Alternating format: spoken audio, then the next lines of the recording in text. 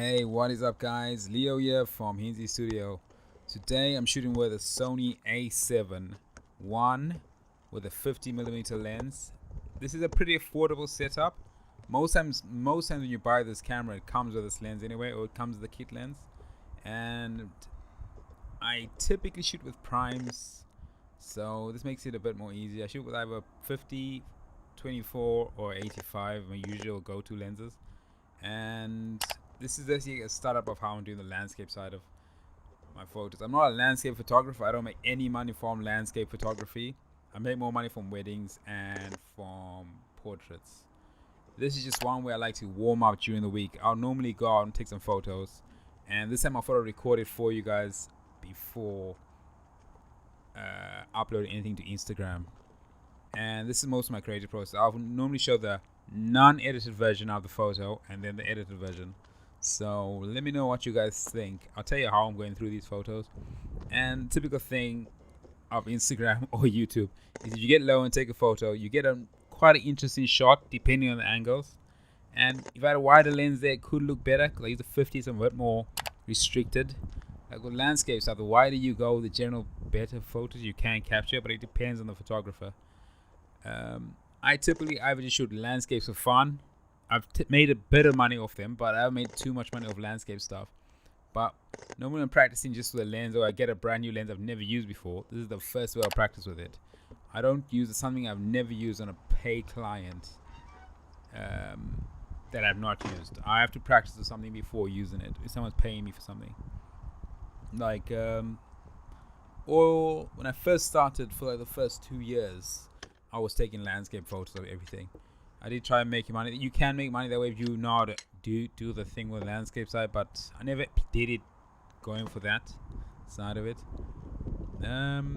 Today wasn't too bad. There was this massive puddle that did get a few reflective shots. I don't typically like the reflective shot looks on water and low, unless it's like cityscapes, and they look quite good. But in landscape, I think it's quite difficult to get a very good reflective shot. I think I could have done a bit better with this one if I just took a bit more time and focus, but I tend not to wait around too much when doing my landscape photos. I just want to take the photo and move on. I don't want to stay in one spot for too long looking for something. And this puddle was big. I didn't want to walk through it. It ruined my shoes. It soaked all the way down to my socks. I hated this puddle completely. So I decided to go on the side, doing the smart thing. But yeah, that's probably like the only reflective shot I liked that was quite decent. But yeah, there's a few. I think when I'm practicing, I always try. It's like it's something similar with each of my photos. I always like a single tree by itself with no other tree next to it, like this. And I tend to underexpose quite a bit to the point I was cut out, just because it's easier to edit it back up. As you can see, this is a very good photo. It's one of my favorite ones of the day. It's not my favorite one of it, but most of my favorite ones are of single trees. I think I've like not mastered that side, but I've excelled in just making one tree look really good over the other trees.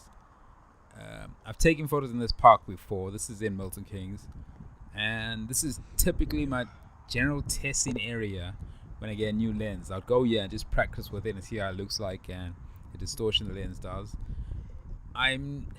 Most of the times I don't like using lenses that have zooms.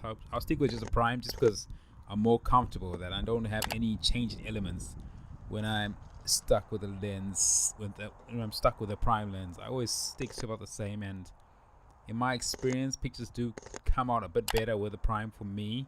I know a lot of people that use zooms that swear by them, but with this 50, it's a 51.8, and it's a typical 50 lens. Everyone got one of these. The Sony line is a bit more expensive than a common DSLR lens, but the mirrorless are quite new, so they will probably drop down in price quite a bit in the next 5 years.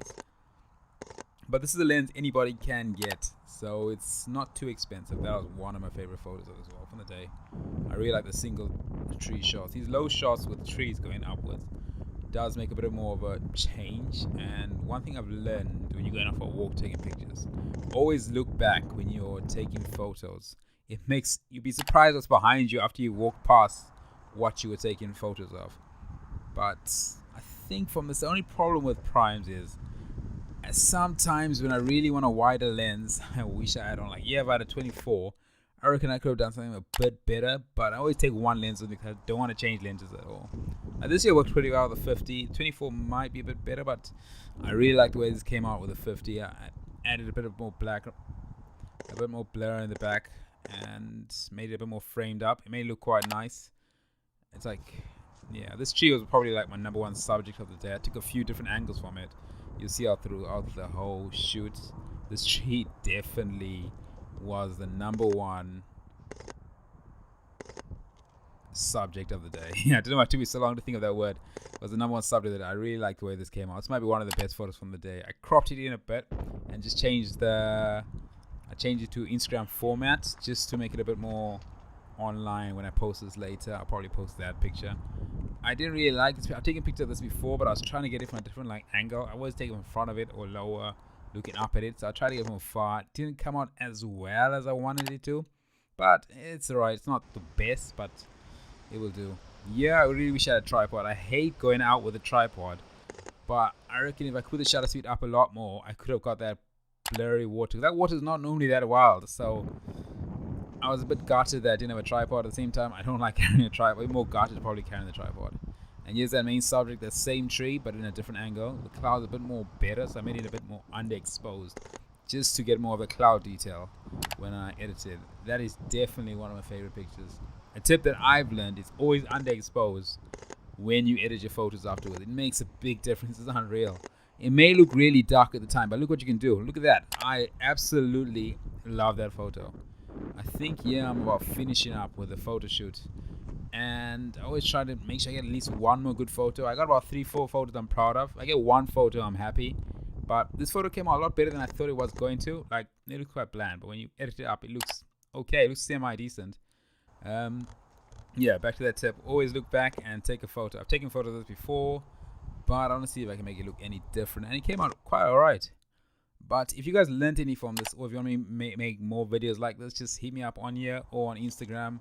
I'll be sure to make another one. And you can find me on Instagram at Hinsey Studio.